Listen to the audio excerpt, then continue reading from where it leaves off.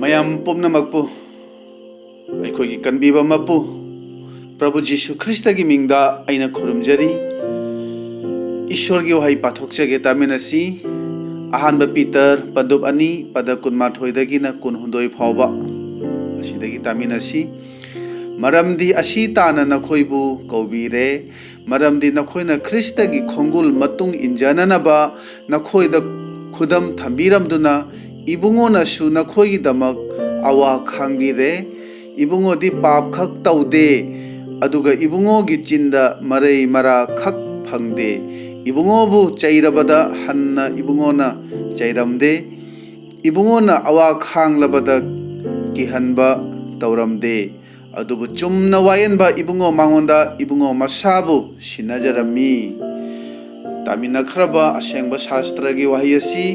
ताजरिबा अखोय मयामगी मथक्ता bore पिनबिबा ओइसनु आमेन मयामना खंगबिबगुमना ngasiगी अइगी चामगा कुन सुबा सरमोन असिगी Hiram ओइना थमजबा दुदी तुमिन्ना लैबा तमसी असुमना थमजबनी मरुपसिंग अखोयसे मनुंगददी करम मखलगी मीनो हाइबसे थाजबा मयाम ममांगदा नत्रगा सिंगलुप तिनबददी कया सेंगना खंगबा ngamloi मसिदी करम मतमदा खंगनी हाइना हारगदी फत्तबा मीसिंगा थेंगनरकपा मतम नत्रगा उनरकपा मतम मदुदा खंगदबनी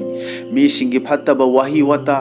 अखोइदा इराल थैजिलकपा नोकनबिरकपा हंथना खनबिबा उसितबा असिना चिंगबा मयामसे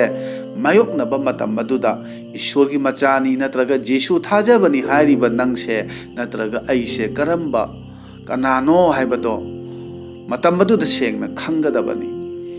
सिंगलुप्तदी नत्रगा मयाम तिनबददी नाहकसे मीसिंगना नोलुकपा हाइबा इनबा थवाइगी मी ओइना खलंबा याई अदुबु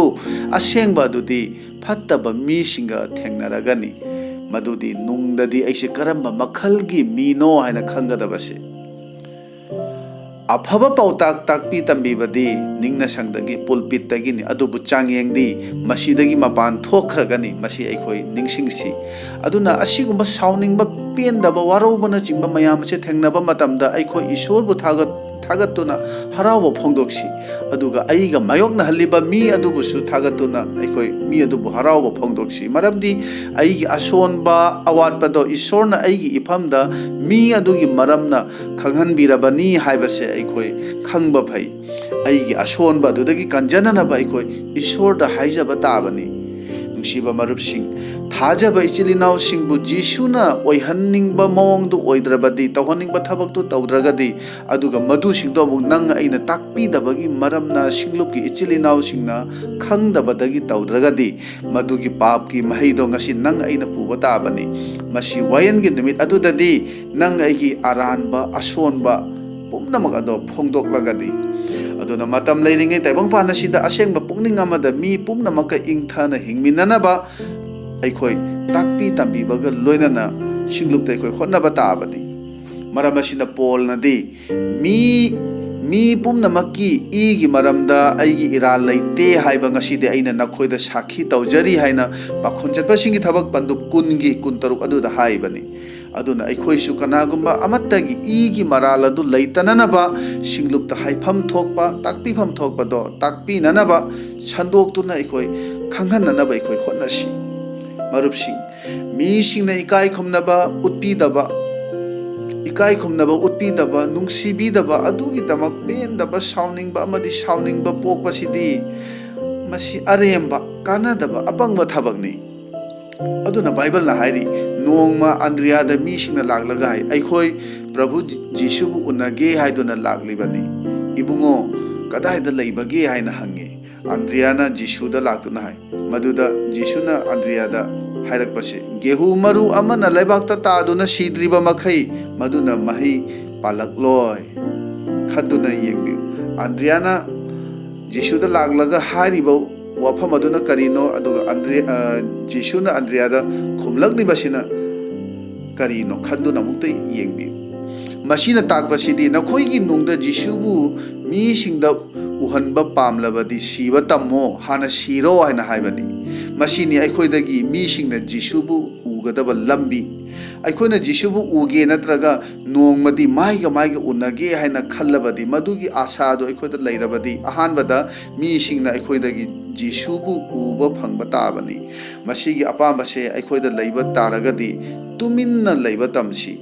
ꯄ꯭ꯔꯚꯨꯅ ꯉꯥꯡꯉꯨ ꯍꯥꯏꯕꯗꯨ ꯍꯥꯏꯗ꯭ꯔꯤ ꯐꯥꯎꯕꯗꯤ ꯑꯩꯈꯣꯏ ꯇꯨꯃꯤꯟꯅ ꯂꯩꯁꯤ ꯑꯩꯈꯣꯏꯒꯤ ꯋꯥꯈꯜ ꯈꯨꯗꯤꯡ ꯋꯥꯍꯩ ꯈꯨꯗꯤꯡ ꯏꯕꯨꯡꯉꯣ ꯃꯍꯥꯛꯀꯤ ꯃꯇꯤꯛ ꯃꯒꯨꯟꯒꯤꯗꯃꯛ ꯑꯣꯏꯁꯅꯨ ꯍꯥꯏꯅ ꯑꯩꯈꯣꯏ ꯄ꯭ꯔꯥꯔꯊꯅꯥꯗ ꯇꯠꯇꯅ ꯑꯩꯈꯣꯏ ꯅꯤꯡꯁꯤꯡꯁꯤ ꯖꯤꯁꯨ ꯈ꯭ꯔꯤꯁꯇꯗ ꯑꯍꯥꯟꯕꯗ ꯑꯩꯈꯣꯏꯗ ꯏꯁꯥꯅ ꯏꯁꯥꯕꯨ ꯂꯥꯟꯊꯦꯡꯅꯅꯕ ꯃꯍꯥꯛꯅ ꯇꯝꯕꯤꯕꯅꯤ ꯀꯅꯥꯒꯨꯝꯕꯅ ꯑꯩꯒꯤ ꯏꯇꯨꯡ ꯏꯅꯤꯡꯂꯕꯗꯤ ꯃꯁꯥꯅ ꯃꯁꯥꯕꯨ ꯌꯥꯖꯗꯁꯅꯨ ꯍꯥꯏꯅ ꯍꯥꯏ ꯃꯁꯤꯅ ꯇꯥꯛꯄꯗꯤ ꯁꯩꯇꯥꯟꯗꯤ ꯀꯣꯟꯅꯅꯤ ꯑꯍꯥꯟꯕꯗ ꯏꯁꯥꯅ ꯏꯁꯥꯕꯨ ꯌꯥꯖꯗꯁꯅꯨ ꯍꯥꯏꯅ ꯍꯥꯏꯕꯅꯤ ꯏꯁꯥꯅ ꯏꯁꯥꯕꯨ ꯈꯨꯗꯨꯝ ꯆꯟꯕ ꯉꯝꯂꯕ ꯃꯤ ꯑꯗꯨꯗꯤ ꯁꯩꯇꯥꯟꯕꯨꯁꯨ ꯈꯨꯗꯨꯝ ꯆꯟꯗꯨꯅ ꯃꯥꯏꯊꯤꯕ ꯄꯤꯕ ꯉꯝꯒꯅꯤ ꯑꯩꯈꯣꯏ ꯈꯨꯗꯤꯡꯃꯛꯀꯤ ꯄꯨꯟꯁꯤꯗ ꯀꯅꯥꯒꯨꯝꯕ ꯈꯔꯒꯤ ꯅꯠꯇ꯭ꯔꯒ ꯀꯅꯥꯒꯨꯝꯕ ꯃꯤꯑꯣꯏ ꯑꯃꯒꯤ ꯃꯔꯝꯗ ꯅꯨꯡꯉꯥꯏꯇꯕ ꯑꯋꯥꯕ ꯈꯥꯡꯕ ꯌꯥꯎꯅꯔꯤꯕꯅꯤ ꯅꯪ ꯑꯩꯅ ꯀꯔꯤꯃꯠꯇ ꯑꯣꯟꯈꯠꯇꯨꯅ ꯈꯨꯝꯕ ꯉꯥꯡꯕ ꯌꯥꯗꯕ ꯐꯤꯕꯝꯗ ꯂꯩꯕ ꯌꯥꯎꯔꯤꯕꯅꯤ ꯑꯣꯟꯊꯣꯛꯅꯁꯨ ꯅꯨꯡꯉꯥꯏꯈꯤꯗ꯭ꯔꯦꯗ ꯍꯥꯏꯅ ꯈꯜꯂꯒꯁꯨ ꯑꯁꯨꯝ ꯇꯨꯃꯤꯟꯅ ꯂꯩꯕ ꯌꯥꯎꯔꯤꯕꯅꯤ ꯃꯁꯤꯅꯤ ꯁꯤꯕ ꯍꯥꯏꯅ ꯖꯤꯁꯨꯅ ꯍꯥꯏꯕꯗꯨ ꯇꯥꯏꯕꯪ ꯄꯥꯟꯕꯒꯤ ꯑꯣꯏꯕ ꯍꯛꯆꯥꯡꯒꯤ ꯑꯄꯥꯝꯕꯁꯤꯡ ꯑꯁꯦ ꯑꯩꯈꯣꯏ ꯁꯤꯍꯟꯕ ꯇꯥꯕꯅꯤ ꯑꯗꯨꯅ ꯄꯣꯜꯅ ꯍꯥꯏꯔꯤ ꯑꯩꯈꯣই ꯃꯍꯥꯛꯀ ꯂꯣꯏꯅꯅ ꯁꯤꯃꯤꯟꯅꯔꯕꯗꯤ ꯃꯍꯥꯛꯀ ꯂꯣꯏꯅꯅ ꯍꯤꯡꯒꯠꯃꯤꯟꯅꯒꯅꯤ ꯃꯁꯤꯅꯤ ꯑꯩꯈꯣꯏꯅ ꯁꯤꯕ ꯍꯥꯏꯅ ꯍꯥꯏꯕꯁꯦ बाइबल यामना खंगबा बाइबल की पंतुपदा चिंफा पुबा ताइ पीबा चर्च चांग नाइना काबदो फै अदुबु मदु खक्ता तौबदुना थवाइदा चौखतपनी ईश्वर की थौजालनी हाइबदी यारोय अखोइना खंगी अखोइदगी शैतान हेना बाइबल की पंदुपदा खंगी अदुगा निंगना संगदसु मकोइदी मतम चुपदा अदुम शैतान से अदुम लाकपनी यावरकपनी चौखतपा हाइबसिदी ईसागी क्रॉस थोंगतचबा ईसागी क्रॉस थोंगतचबा असीनी क्रॉस पुरगा चतपा असीनी अफबा पाव संदोकपा अमना हाइरी क्रॉस पुबा हाइबसे पोलुम नते अदुबु ईश्वर की नुंसीबिबा ईश्वर की थौजानबिबनी जिसुना चतखिबा खोंथांग अदुदा नंग अइना चतपगी खुदोंचाबा फंगजबसे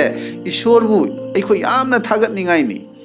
इराल नत्तबिदा अवाबा खांगबसे मीगी थैजिनबिबा खांगबसे क्रॉस पुबनी मसी अइखोइ खंगबा फै इलीगली टॉर्चर तौबिबसे क्रॉस पुबा हाइबनी मेंटली इमोशनली हैरासमेंट पीबसे मधुसु अइगी इराल लैतबिदा मधुनी क्रॉस पुबा आइना हाइबसे 1% फावबा मराल लैत्रगसु मीगी मिचै मिनोक मैसा खांगबा दुदसु आसावबगी नुंगाइतबगी माइथोंगदा मोंग मतौ उथोक्तबा करिसु खुमदना तुमिन हरावना लैबदुनी क्रॉस पुबा आइना हाइबसे जिसुना क्रॉस पुजखिबगी मरमना क्रॉस अदु खांगजखिबगी मरमना ngasi taibang panbana magi matung illiबसिनी मसिनी क्रॉस पुजबगी महै हैना हाइबसे मीसिंगना हाइनिंगबा हाइसनु तौनिंगबा तौसनु ईश्वरदा सिनसि पुमनमक महाकी मखुत्तनी अइगी लानबीबा मपुअदो इबुंगो महाकी मफमदगिने हाइना दाविदना हाइरी अइखोइसु अइगी दमक्ता मपु इबुंगो लै हाइना अइखोइ हाइदोक्सी असिगुंबगी पुकनिंग लैबा मी अदुनी ईश्वर की थौजाल फंगदबसे क्रॉस पुजबगी मही फंगदबसे असिगुंबा पुकनिंग लैबा मी असिनि हाइबसे मसि अइखोइ निंगसिंगबा फै मरुपसिंग हौजिकी मतम असिदा कनासु अवाबसि पामदे पुमनमगना कंफर्टेबल लाइफ सि पामी इमुंग मनुंगदा लैरसु सिंगलुपता यावरबसु मपान थोगलसु हिरम खुदिंगमक्ता नुंगाइबसे पामी अदुबु पोलनदी थेसलोनिकेसिंगदा हाइरी अइगी इचिलिनाउसिंग नखोइबु अइना थौगतचरी अवाना मयामसिगी मरक्ता चेतना लेपु मरमदी अइखोइबु मसिगिदमक कौबिबनी हाइना महांगना हाइरी अदुना अथेंबा अमदी अवाना थेंगनाबा मतमदा जिसुना यामना चेतना तुमिन्ना लैदुना करमना खांखि हाइबदु अहामना पीटर की पंदुप अनिगी पद कुनमाथोइदगिना कुनहुंदोय असिदा जिसुगी मतंगदा पीटरना हाइदुना अइखोइदा करमना तंबी हाइबदु ngasi अइखोइ येंगसी अहानबदा हाइजनिंगबदी ख्रिस्टना अइखोइबु कौबीबगी मरम असे मी अयामना मरम मयाम अमा हाइबदी याय अदुबु पीटरनदी करि हाइना हाइगाइबु मरमदी असी फावबा नखोइबु कौबीरे ख्रिस्टनसु अइखोइगी दमक्ता अवाबा खांखिबा मरमना नखोइना महाकी खोंगुल लिजनबा अइखोइगी दमक खुदम अमा थंबिरमले 1 पीटर 2 गी 21 दा पीटरना करम्बा अवाबगी मरमदनो महांग हाइरिबसे मसी अइखोइ खंधफम थोकबनी ngasi miron da mangna kari tambiba pamlibano khanduna yengbiu larik shu haitaba apangba mi amana iramba larik ado ngasi di larik hairaba mioi kayana khangbada luna thoklarabani masini ishor gi losing haina haibado jisuna karamna hinglambano haibado mangna hairi ibungo di pap khak taude aduga ibungo gi chinda marai mara khak phangde haibadi namthak amatak phangkhide haibadi awaba mayam ama khangba matam adudasu ibungo di pap taukhide haina haibani ngasi singlupnadi jisubu phajarba mingthol kaya pi duna mahakpu thagalli adubu jisuna taibang panda leiringai dadi mahakpu kari haina kaunakhi haibado madu aikoi yengsi ahanbadadi angauba english ki bible adudadi out of mind natraga crazy guy asumna haibani mark pandu ahumgi pada kunmathoi aduda yam nangakpadi masigi mingase jisu gi mamana amasung magi ibung manungna thonbani aikhoidadi kana gumbamna jisu gi matung inbagi maramna angauba natraga angaubi haina kaukrabra jisu bu mahaki imung manungna ngaure angaubani haina haibase aigi wakhalda aina sum khanjabada yumgi mahaki mayumgi income gi thabak oriba usubagi thabak supam thokbadu thadoktuna mama lukhrabi bu thadoktuna yumgi machanupa ahal oibagi tawpam thokba thaudang du tawdaduna ishor gi thaugalni haiduna charam thaklam khangdaba makhai koi chatpaduda haiba oram gadra haina aina masi khanjabani masigi angauba hariba mingtholase aikhoina kanagumamda phagi oina haiba dumakti natte yamna serious oiba mongda jisubu angaubani haina magi imung manungna haibi khibani ani subadadi jisuna tinabase matamadugi samajna aphabani dharma chenbani haina khannaba farisi shastra gi oja singa natte pap chenbi amasung pap chenba huran chinthiba samajna amangbani angaubani haina inthoklaga thamliba singa dugani mangna matamaduda jisuna tinabase aduna jisubu papi singi marup haina kaubi khibani ahum subadadi jisubu samaria gi mine na haibiki haibadi atonba amangba jat schedule caste haina haibani hojiki matam asida kana gumba amada nangdi atonba amangba jatni haina hairagadi masi aikoi sinaneba jisubu sengdaba thawaina loinaba mini haina haibikibani mari subada mausigi wail yathangi ona tainana tambiba aranba paw sandokba false prophet haina magpu matamaduda hainabani manga subadadi yu ngauba drunkard na haibibani taruk subadadi puk chauba maramdi pothaba numita sabat ki numita chara hende gehugi charong du thek to na chai haiduna farisi singa duna jisubu yakhidabani taret subadadi jisubu bel sabul haina kauki maramdi madugi arthadudi karino haina haibabu bhut singi mapu haina haibani khanduna yengbiu sarga amasuk taibang pan asigi sembiba mapu oriba mahaki mafamda masi mayamse mi singa du matamadugi mi singna papi singa duna mabu asumna kaubi khibani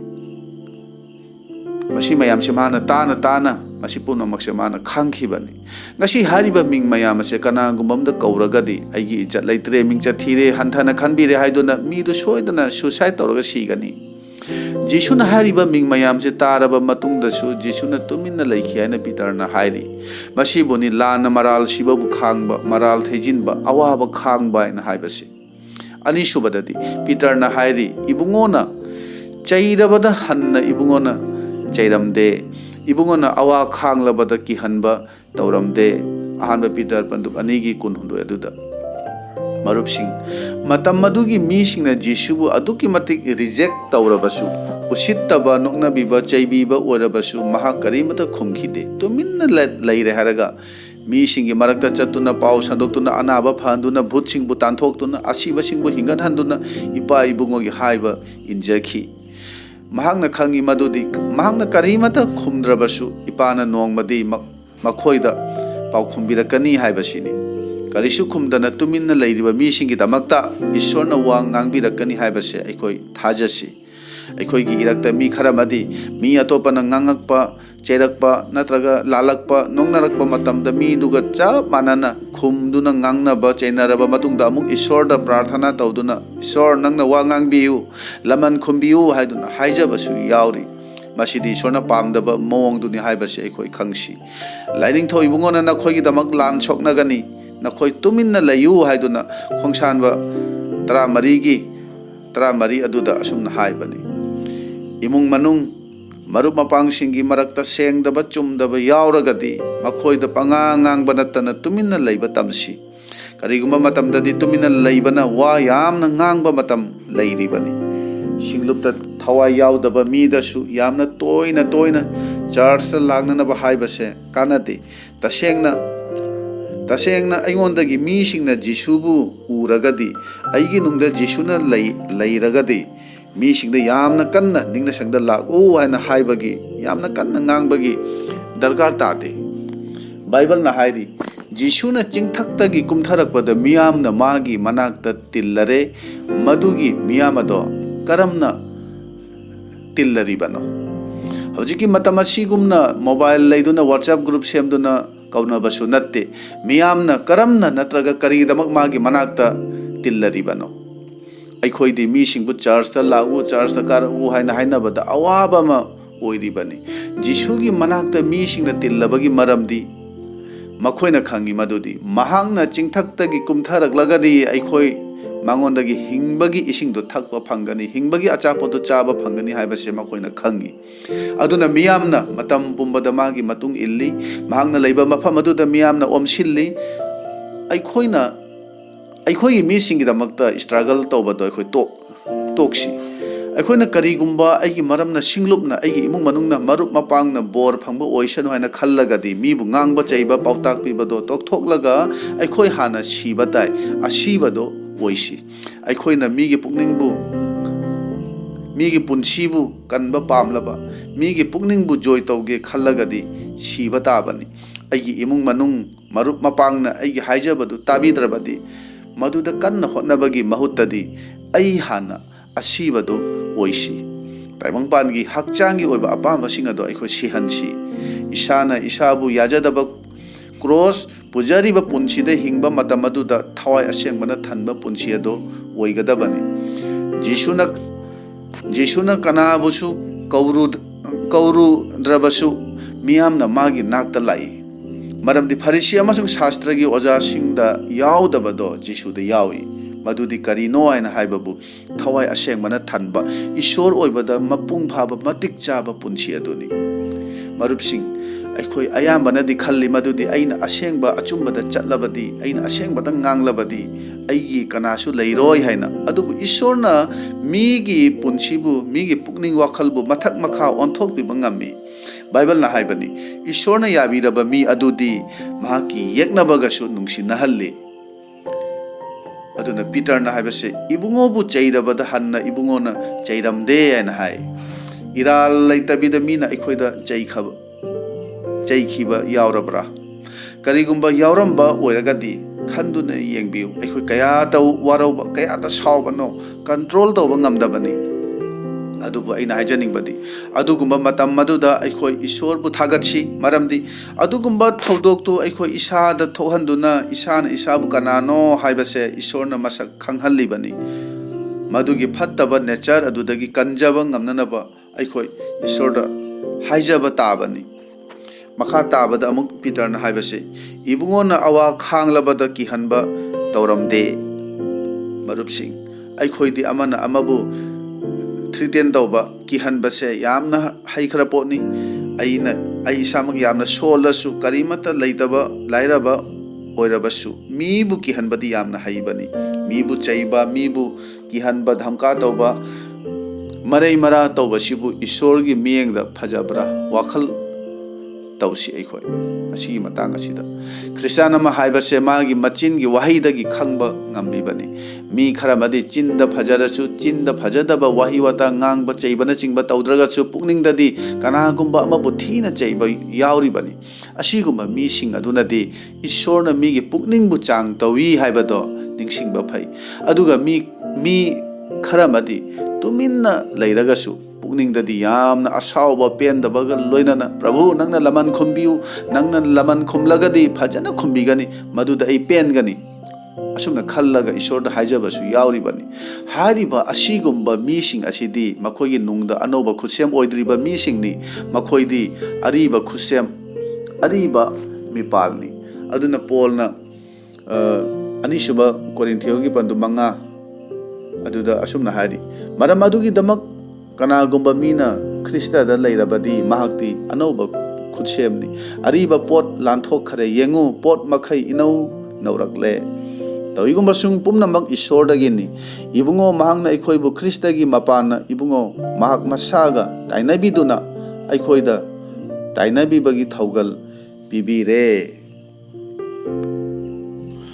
अदुगा अहुम सुबदा अमुक पीटरना हाइबसी अदुबु Chumna वायनबा Ibungo माओंदा मसाबु सिनाजरमी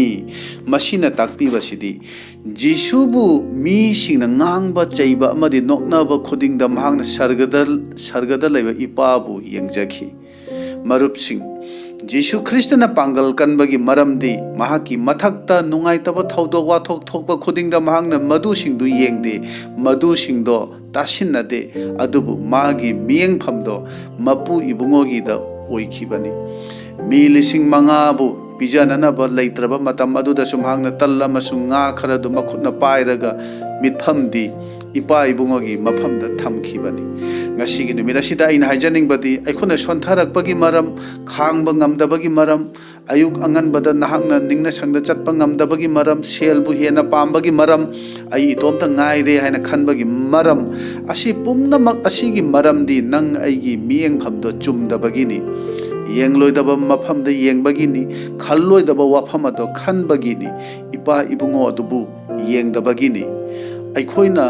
jisu si kanano जिसु से कनानो हाइबसे अखोइ सेंगना खंगद्री नंग आइगी पुनसिदा tension लैरबा मतम कीरबा मतम चिंगनरबा मतम पुकनिंग वारबा मतमदा मथकलोमदा लैरिबा मपु इबुंगोबु येंगबियु मदुदा प्रभु जिसुना इपा इबुंगोगी ये थंगबा फंबालदा फमदुना लैबा उगनी अदुगा अमुक नंग आइगी दमकता महांगना इपा ईश्वरदा वानोमबिबदो मदु उबा फंगनी थौना लैना अखोइ थाजसी किनिंगाई लैते पुमनमक मागी मखा पोनबा ngaktani sarga amasung prithibhi se mahakna control tawribani sibanasu अखोइबु सोकपा ngamloi maramdi siba amasung khamnung leibaki soado ibungo magi makhuttani siba changbado ibungo magi makhuttani chumna wayanba ibungo mangonda masabu sinajara mi haibadi jisuna ikaiba mingchat thiba kaya kya nanglabasu tuminna leiraga इपा इबुंगोगी मफमदा वायन बिनबा माकना सिनाजबनी मसिदा वायन बा हारिबसे मी सिंग अदुबु हकचांगी ओइना चैराक पिबियु हाइना हाइजबदी नत्ति अदुबु मांगना वायन बियु हाइना मांगना हाइजबसिदी आइबु नमित हमनी सुबदा हिंगत हनबिदुना आइसे नाहाकी नचा नुपानी हाइबदो फोंगदोक PU हाइना मांगना हाइजबनी Johan पंदुप तरातरेत अदुदा मान हाइरी इपा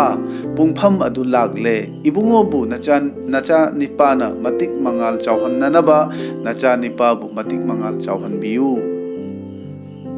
अदुना पीटरनसु हाइबनी नखोइना महाकपु पापी सिंगदा सिना थोखी अदुबु इपाना महाकपु सीबदगी हिंगत हंदुना नखोइदा थाबिरकले अखोइगी दमक्ता ईश्वरना वा ngangbirакba पामलगदी मीसिंगना अखोइबु ngangbा चैबा नोकनाबा मतमदा अखोइ तुमिन्ना लैबा तमसी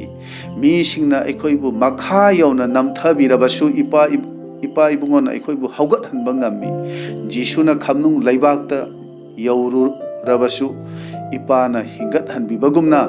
नंग अइबु इपाना थांगतपिबा ngami हाइबसे अखोइ थाजसी मीसिंगना ngang चैबा मराल सीबा नुंगसीबिदबा मसीसिंग असिदा अखोइ वा ओइना लौगदबा नत्ते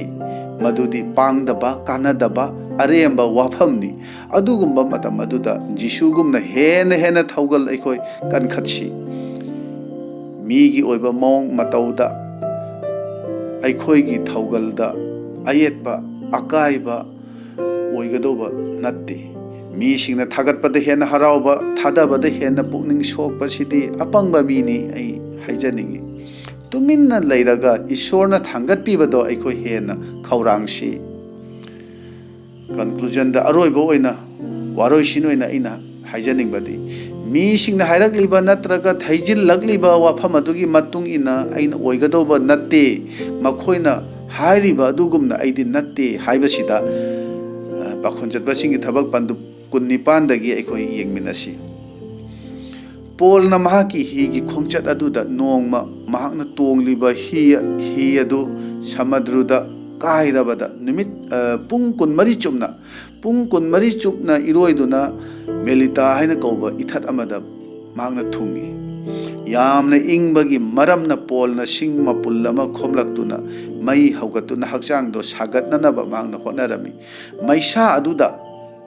सिंग अदुदा यावरकपा लिन अमा मैनुंग अदुदगी थोरक्तुना पोलगी मखुता येछिंदुना यालम्मी मधु उबदा मफम अदुदा लैरिबा मीसिंगना हाइनरगे मी असिदि मिहातपनी पापीनी समुद्रुदगी हिंगलक्लबसु अचुम्बा वायन्ना माबु हिंगहनबिद्रे मीसिंग अदुना असुम पोलबु येंगदुना लैरम्मी मखोइना खाली महाक्ति सीदुना तुरगनी अदुबु मीसिंग अदुना असुम येंगदुना लैबदा करिसु असोएंगाम याउद्रबदा मखोइगी पुंगनिंगदा अमुक ओल अदुना अमुक मखोइना हाइरगी माग असिदि लाइनी ना आइना अमुक मखोइना खनबा हौगी खन्दुना येंगबियु मिनिट 15 की ममांगददि पोलबु मी फत्तबा पापीनी हाइरमबदो अदुबु मिनिट 15 की मतुंगदा अमुक मासिदि ईश्वरनी आइना माबु अमुक हाइनरगी अखोइना मरु ओइना खल्लिबा कीना खल्लिबा मीसिंग अदो मिनिट 15 की मतुंगदा मखोइगी पुंगनिंग वाखल अदो होंगबा नाइबदि अखोइना ख्वाइदगी कीबदि मीना करी हाइनखिनी हाइबसिनी अखोइ मी कीबा मी गिताबा मीबु येंगबा नत्तना ईश्वरबु मरु ओइना खदसी मरुपसिंग अखोइ कनाबु येंगलिबनो अखोइगी मियंगफमदो कदाइदनो कनाबुनो मरु ओइना खल्लिबदो मीगी फजदबा मोंगदुना नुंगाइतबा वाहि वता ताबदुना नंगोंद करिगी अयेतपा अपनबा थोकलिबनो मसिगी पाउखुमदि करिनो हाइन हाइबबु मसिगी मरु ओइबा मरमदि नंग अइना अखोइगी अवाबा पुंबबु खंगबिरिबा वायेनबा इबुंगो मांगोंदा इसाबु सिनजदबगिनी जिसुबु करमना वायनखिबनो हाइबदो अखोइना लोइना अखोइ पुंगनमंगना सेंगना खंगी जिसुबु क्रॉसदा हातखिबसिंग अदो करी ओइखि जिसुबु क्रॉसदा हातखिबसिंग अदो रोम सरकारनी अदुबु ईश्वरना मखोइबु पनिशमेंट पीबगी महुत्ता मखोइदा साल्वेशन अरान खुबमदो पीबिखिबनी रोमियो सिंगदा पोलना इरिबा चिठी असिना साखिनी मसिना अखोइबु ओत नैबसिंगी मथक्ता अखोइना करीमता खुमद्रबदी ईश्वरना मखोइ अदुबु कनबीबनी मसिनी ईश्वरना वायनबगी लमन खुमबगी लंबी अखोइना दिखल्ली ईश्वरना अखोइगी येक्नबसिंगबु फिबम थीना लाक्नगनी वाहनगनी हाइना अखोइना दिनिंगी फिलिपी सिंगदा पोलना इबा चिठी अदुदा थोइदोकना कैसारगी इमुंगना नखोइबु खुरुमजै हाइना हाइबनी जिसुबु क्रॉसदा हातखिबसिंग अदुनासु कनबीबा फंखी मरुपसिंग मीसिंगना अखोइबु चैरबदा हन्ना अखोइना अमुक हन्ना चैबा हाइबसिदि मी अदुगी दमक थवाई हिंबगी लंबी अदो थोंग अदो अखोइना थिंजिल्लबनी अदुबु अखोइना चैबदो असुम तादुना खांगबा तमलगदी मी अदुगी दमक सर्गगी थोंग हांगबिरबनी अखोइना सर्गगी थोंग अदो मागी दमकता हांगलबनी अदुना मीना कया ओटपा नैबा ओइरबसु कया चैबा ओइरबसु जिसुना नंगबु नुंसी हाइबदो अखोइना खंगहनसी अदुबु लाइबक थीबदी ngasiगी matam asida ngasiगी मिरोन असिददी ngasiगी सिंगलुप असिददी अखोइना मीबु नुंसीबा ngamdaba क्रिस्तान मसे नुंसीनदबा सिंगलुप मनुंगदा मुरुम सोनबा